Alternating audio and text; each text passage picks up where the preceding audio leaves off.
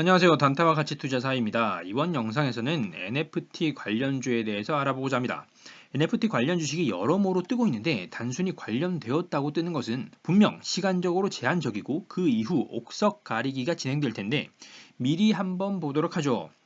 그래서 준비한 이번 영상은 효성의 패밀리, 갤럭시아 머니트리와 갤럭시아 SM입니다. 먼저 NFT에 대해서 알아보도록 하죠. NFT는 대체 불가 토큰, 영어로 하자면 Non-Fungible Token인데요. 블록체인 기술을 사용했다고 보시면 되는데 쉽게 적용해 예로 보자면 우리가 잘 아는 파일들의 형태가 있죠.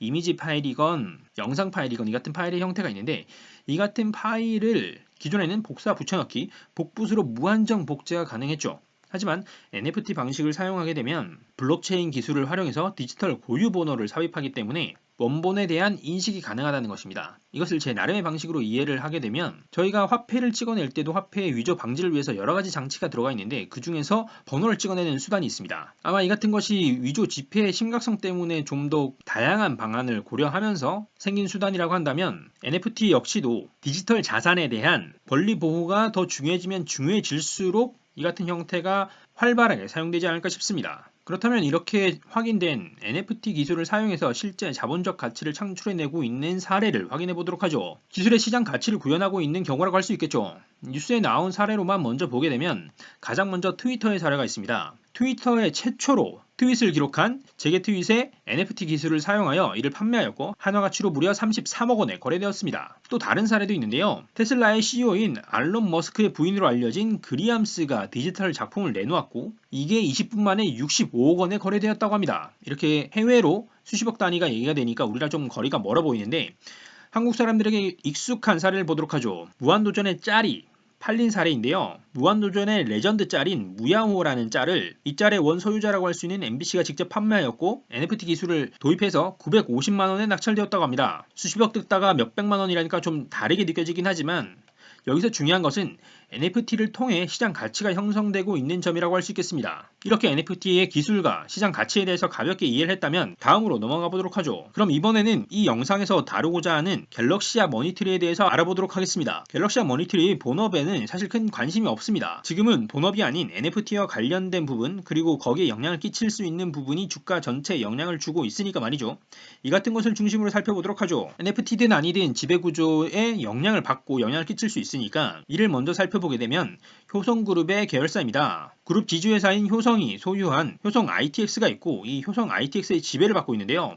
좀 더 세부적으로 보게 되면 효성 ITX와 트리니티 에셋 매니지먼트가 각각 16.84%, 8.41%로 갤럭시아 머니트리를 지배하고 있습니다. 그리고 정확하게 말하자면 NFT 관련 회사는 갤럭시아 머니트리가 아니라 갤럭시아 메타버스라는 기업인데요. 이 갤럭시아 메타버스는 갤럭시아 머니트리가 100% 소유한 자회사입니다. 심지어 갤럭시아 머니트리는 지난 10월 말에 공시에서 암호화폐의 거래나 거래 중개를 하는 것을 사업 목적에서 삭제하기도 했습니다. 다만 갤럭시아 메타버스를 100% 소유하기 때문에 아직까지 NFT 관련 이슈에 직접적인 영향을 받게 되는 것은 갤럭시아 머니트리가 상장 주식 중에는 직접 영향을 받는다고 볼 수 있겠습니다. 좀 더 직접적으로 살펴보게 되면 갤럭시아 머니트리가 자회사 갤럭시아 메타버스와 함께 메타 갤럭시아라는 사이트를 오픈했습니다. 이 홈페이지는 단순히 홈페이지라기보다는 일종의 거래소라고 할 수 있겠는데요. NFT 기술이 입혀진 디지털 자산을 거래하는 마켓이라고 보시면 됩니다. 해당 홈페이지에서 좀 더 자세한 상품들을 살펴볼 수가 있습니다. 이 같은 NFT 거래 플랫폼의 비교군을 잡기 위해서 NFT 글로벌 마켓의 사례를 좀 더 살펴봤는데요. 먼저 슈퍼레얼이라는 사이트를 확인해봤습니다. 이 사이트는 완전히 특별하다는 의미에서 이미지 혹은 영상을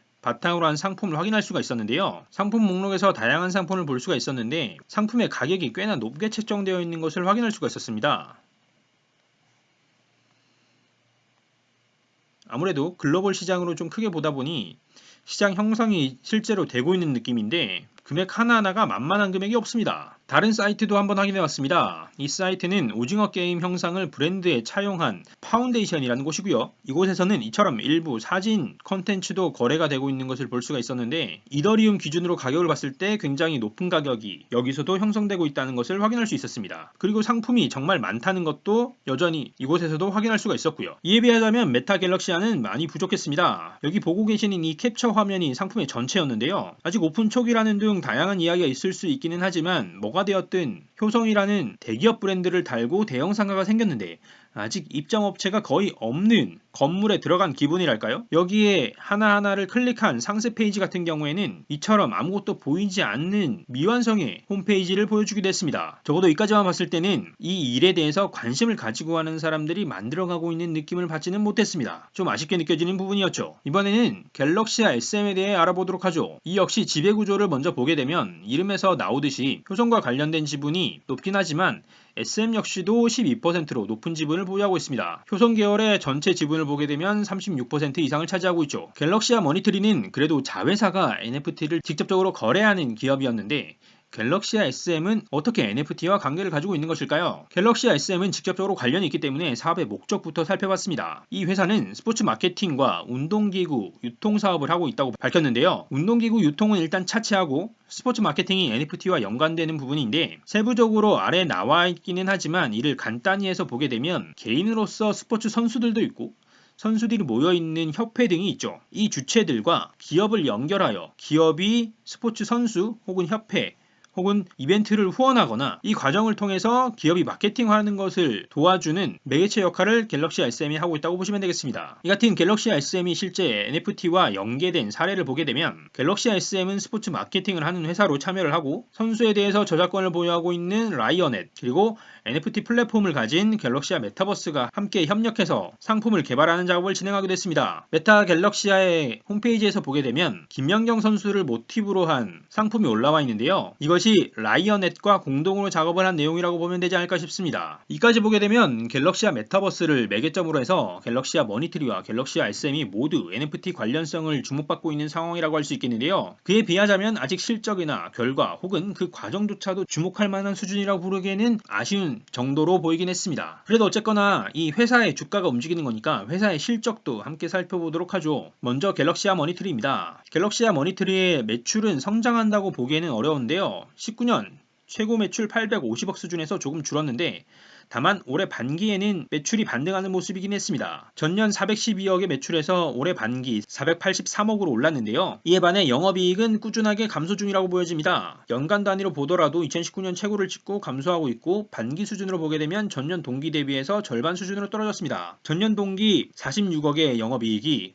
2021년 반기에는 24억으로 줄었는데요. 자세히 보게 되면 매출 원가가 크게 영향을 끼치고 있음을 확인할 수 있었습니다. 제품이 아니다 보니까 서비스를 제공하기 위한 서비스 원가가 높아진 것으로 보이는데요. 실제 보게 되면 매출이 늘어난 부분은 O2O 사업 부문임을 확인할 수 있습니다. 반기 기준으로 2020년 반기에는 90억 수준의 매출이었는데 2021년 반기에는 140억을 넘기는 매출로 1.5배 정도 올랐습니다. 하지만 매출만 오른 것이 아니라 매출 원가도 크게 올랐는데요. 2020년 60억이 채 안 되는 매출 원가가 2021년 반기에는 100억이 넘는 110억 수준의 매출 원가를 기록했습니다. 이같이 O2O 사업 부문의 매출과 매출 원가 크게 오르면서 전체적으로 영향을 끼쳤는데요. 이 O2O 사업 부문을 보게 되면 B2C가 추가된 사업 부문인데 이는 자체 플랫폼으로 모바일 쿠폰을 이용할 수 있도록 제공하는 플랫폼입니다. 이 같은 플랫폼 운영에 따라 비용이 많이 늘어난 것으로 보입니다. 이와 함께 갤럭시아 SM도 살펴보도록 하죠. 갤럭시아 SM의 실적은 조금 결이 다른데요. 매출만 보면 약간의 감소 추세로 보이기도 합니다. 2019년 300억 가까이 올랐던 매출이 2020년에는 200억 미만으로 떨어졌습니다. 하지만 원가율은 달랐는데요. 2018년 원가가 매출을 넘는 수준으로